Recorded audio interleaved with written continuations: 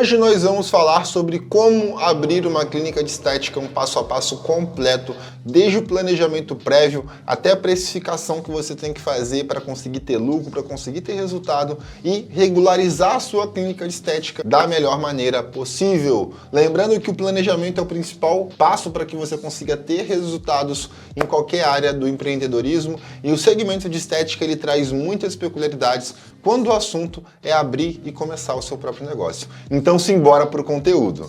Bom, vamos começar falando da regularização básica que você vai ter que fazer dentro do seu negócio. Já pega o papel e caneta para você poder anotar aqui a primeira lição que você tem que fazer para poder abrir o seu negócio. Que é fazer o quê? Listar todas as atividades que você vai ter na sua clínica, listar se você vai vender talvez algum produto já dentro da sua clínica de estética.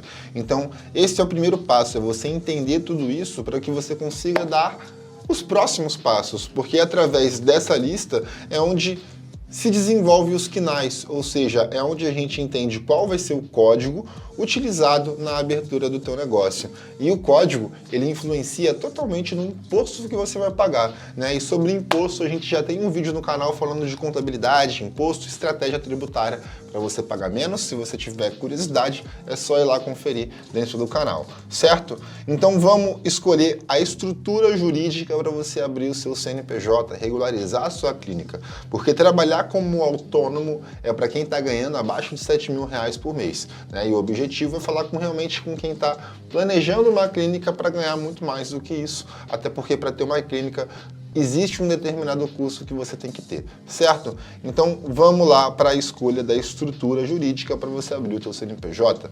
Primeiro ponto, definir o nome da sua empresa. E aí nós temos a razão social e o nome fantasia, que é basicamente o começo de tudo.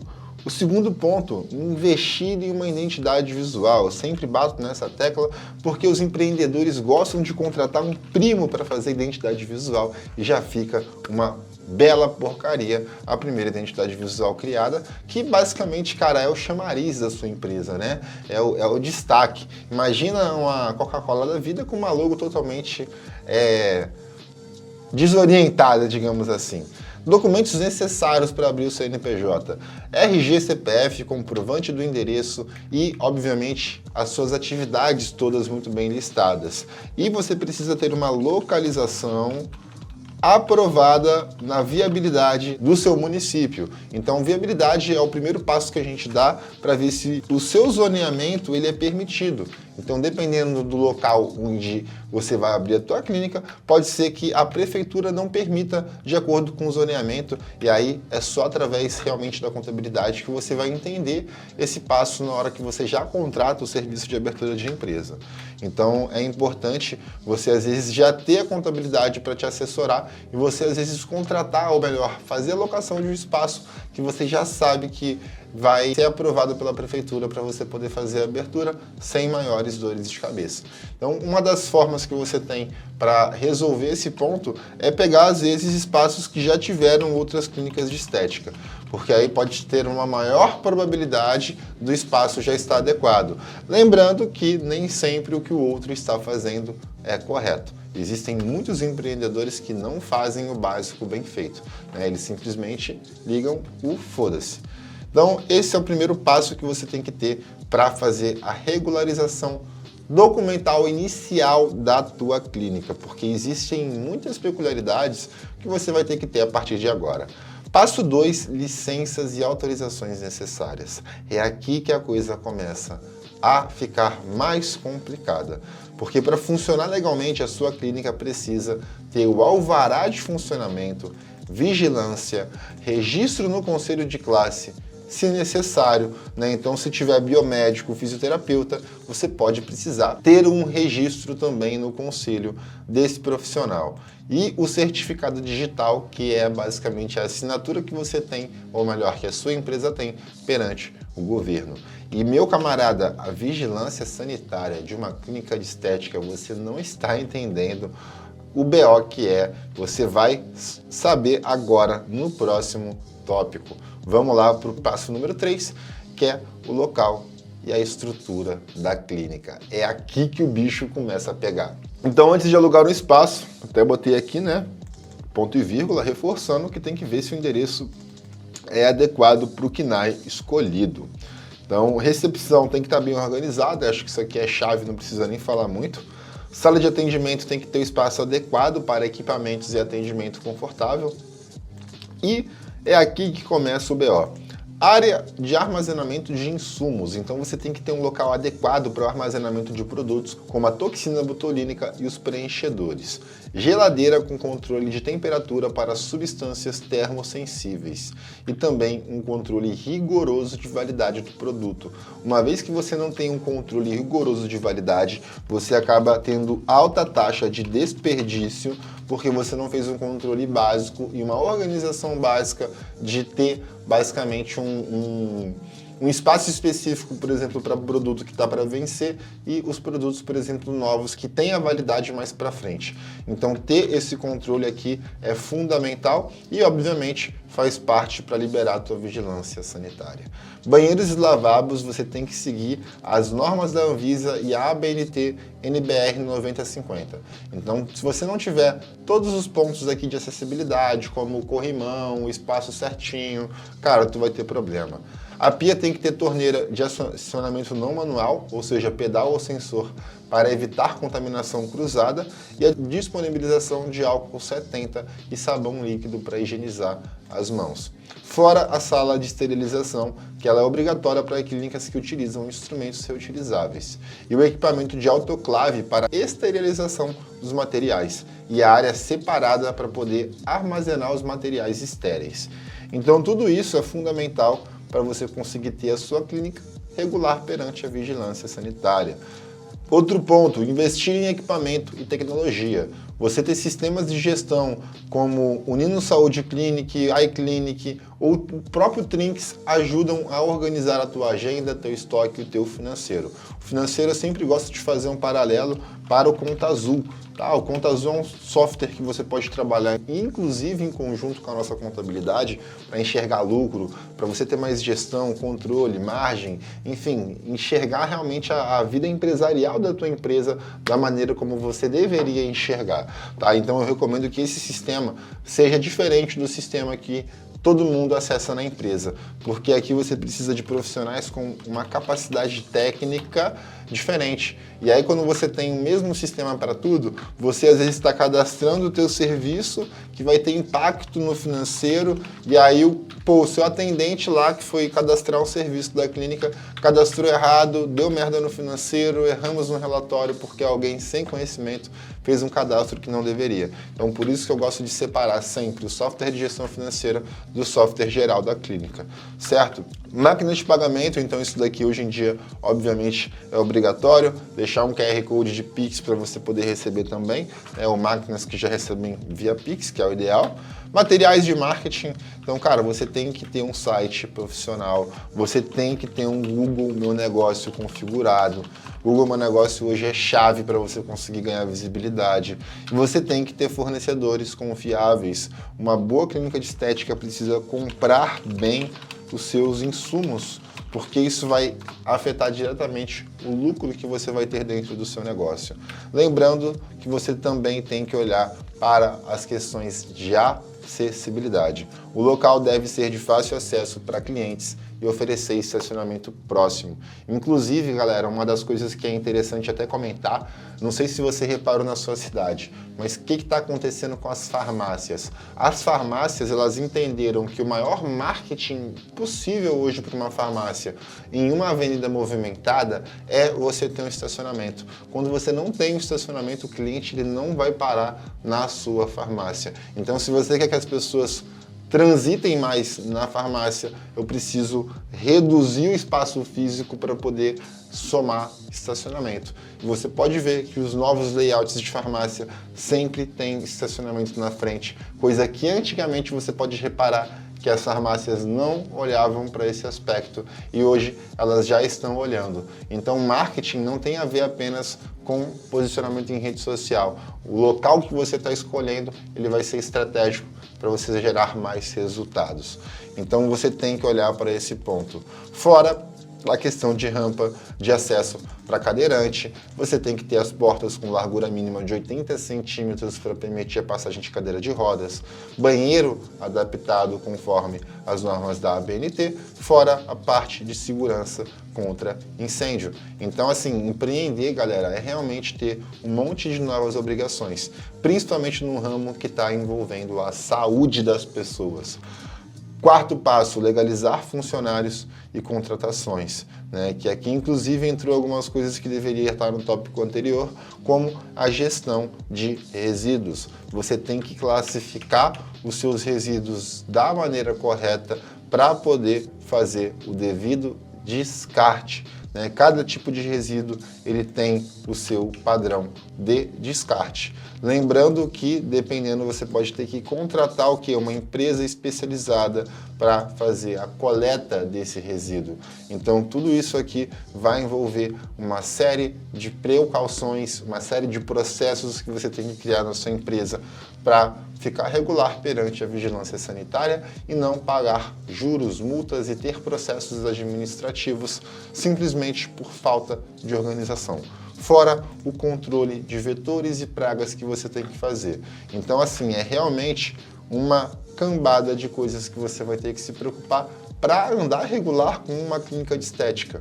E se você tem funcionários na sua clínica, você tem que se ater, né, ao como você está trabalhando com essa galera. É CLT? É PJ? Como que é o formato? Porque CLT não tem jeito, galera. Quando você quer disfarçar um PJ de CLT, você tem sérios problemas na hora de tomar um processo trabalhista.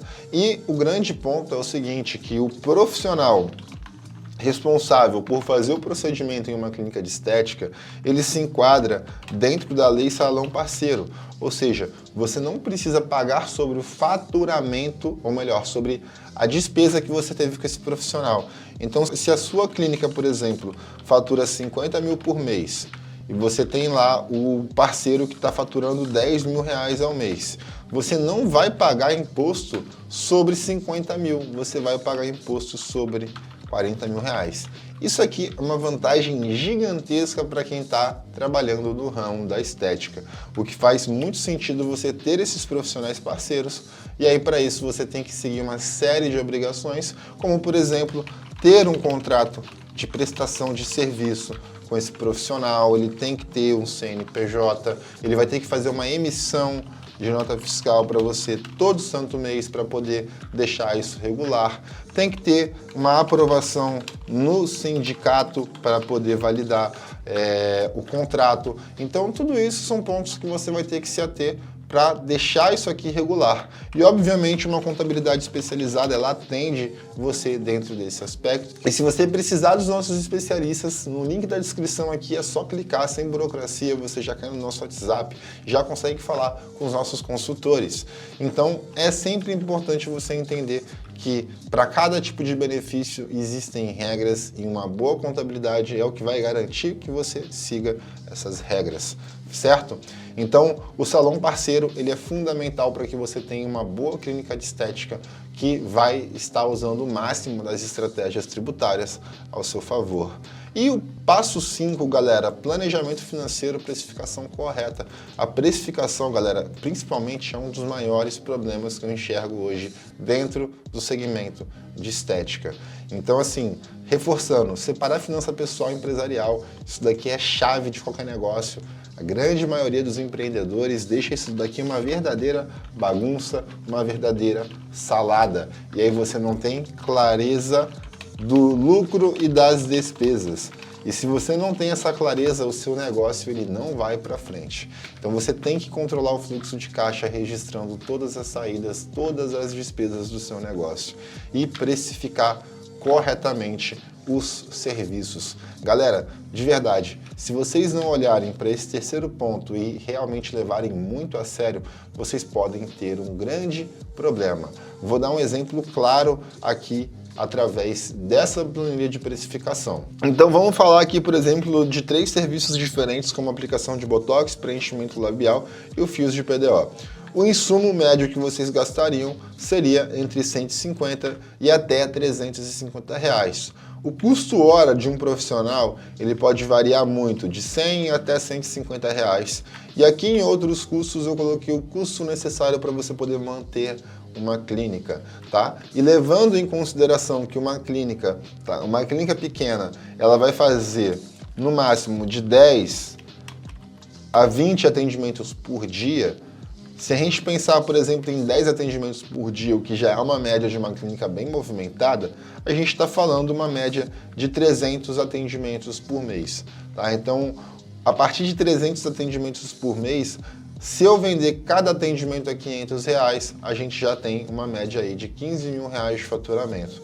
Tá? Então, dependendo do ticket médio, se eu conseguir vender cada produto na média R$1.000, a gente já tem ali uma clínica que vai estar faturando os seus 30 mil. Então, é muito importante a gente entender sempre a capacidade que a gente vai ter na clínica de estética e o quanto que a gente pode faturar.